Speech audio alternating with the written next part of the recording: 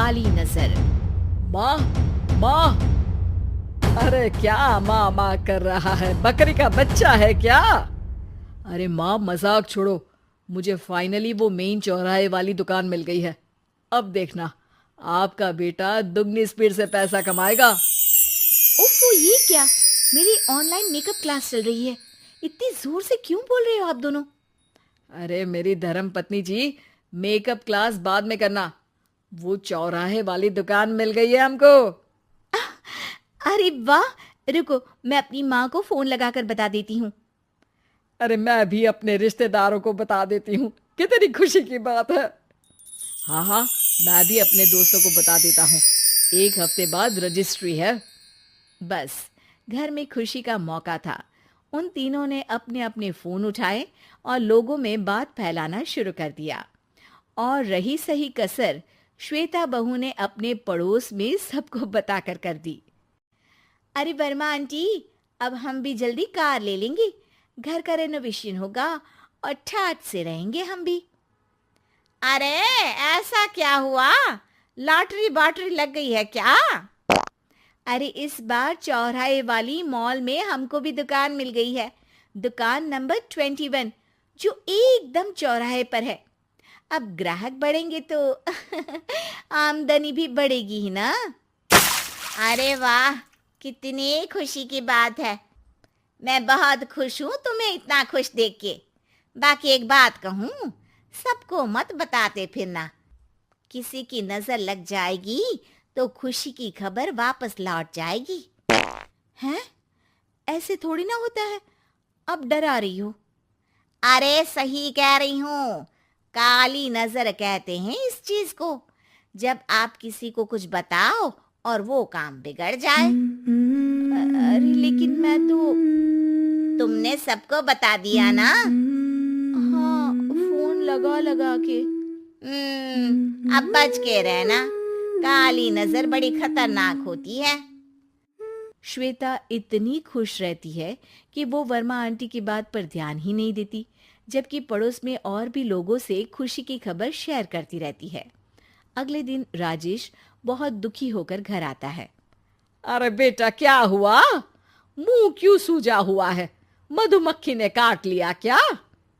माँ, वो दुकान किसी और के पास चली गई। किसी ने ज्यादा भाव लगा दिया। अरे पर बात तो आपसे हुई थी ना उस दुकान वाले की। हाँ, आज मैं टोकन अमाउंट देने गया था, तब मुझे पता चला। कोई आकर सुबह मुझसे पहले ही ज्यादा अमाउंट दे गया। काली नजर। क्या? क्या कहा? वर्मा आंटी ने समझाया था कि किसी को बताना मत, वरना काली नजर लग जाएगी। अच्छा, तुम्हें उनकी बात मान लेनी चाहिए थी। उनकी बात मान लेती, लेकिन उसके पहले ही सबको बता चुके थे ना हम तीनों। अरे अगली बार से ध्यान रखेंगे। कोई भी नई चीज होगी तो किसी को नहीं बताएंगे। तीनों कुछ दिन ऐसे ही रहते हैं, पर एक दिन श्वेता को एक मेल आता है। राजेश, मेरा ऑनलाइन मेकअप कोर्स कंप्लीट हो गया। अब मैं खुद का पार्लर खोल सकती हूँ। अरे वाह, अपने मोहल्ले में ही खोलते हैं। ये जो घर के सामने दुकान है ना, वहीं। हाँ, यहाँ सस्ती भी मिल जाएगी। अगले दिन श्वेता वर्मा आंटी के पास जाती है, मिठाई का डब्बा लेकर। अरे आओ आओ, कैसे आना हुआ? जोर से नहीं बोलूंगी। वो सामने वाली दुकान है ना, वहां मैं अपनी पार्लर की दुकान खोलने वाली हूँ। उसकी मिठाई है। अरे वाह, बहुत बधाई हो तुमको। हाँ, मैं कमाने लगूंगी तो राजेश पर पूरे घर का बोझ नहीं रहेगा ना आंटी जी। ये तो है। पर ये बता कि तूने ये बात किसी और को तो नहीं बताई ना? अरे नहीं नहीं, पिछली बार गलती कर दी थी। काली नजर लगी किसी की और राजेश के हाथ से वो दुकान चली गई थी। सबको मत बताना।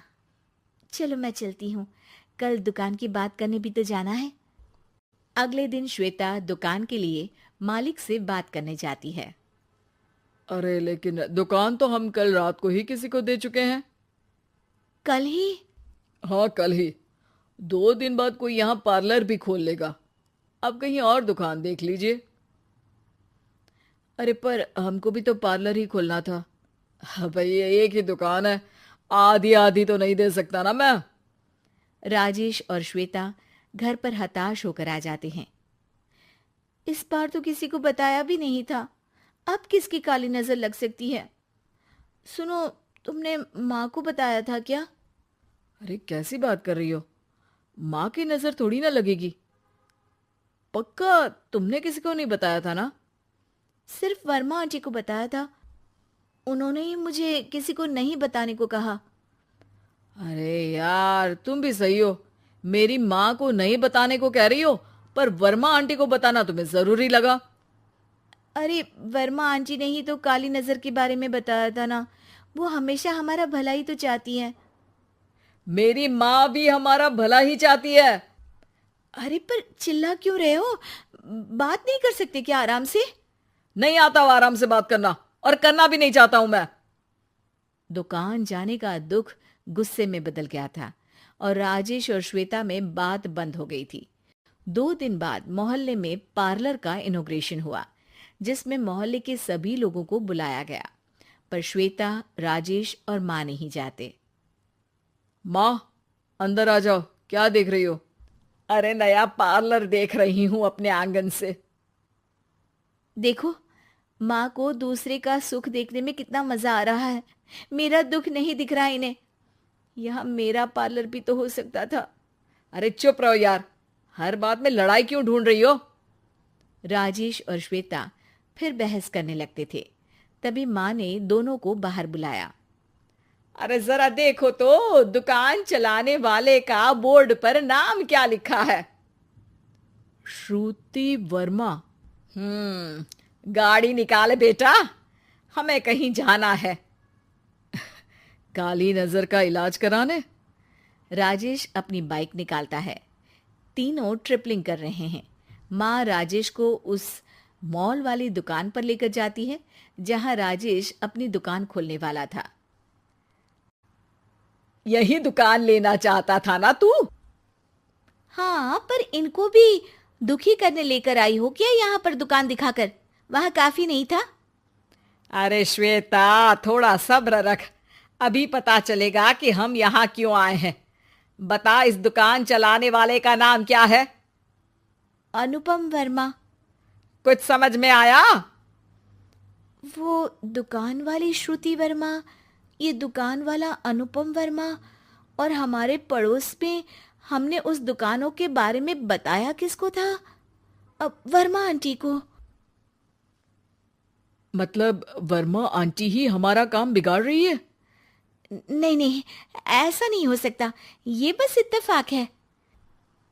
राजेश अपना फोन निकालता है और श्रुति वर्मा और अनुपम वर्मा के नाम फेसबुक पर सर्च करता है, जहां ये दोनों ही वर्मा आंटी के रिश्तेदार होते हैं।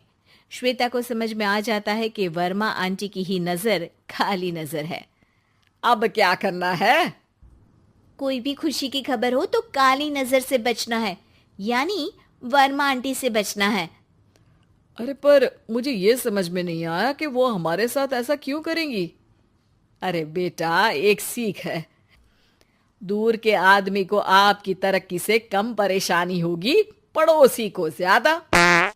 दोनों माँ की बात में हामी भरते हैं और अगला काम चुपचाप करने की कसम खाते हैं, ताकि आगे से वर्मा आंटी कोई काम ना बिगाड़ सके।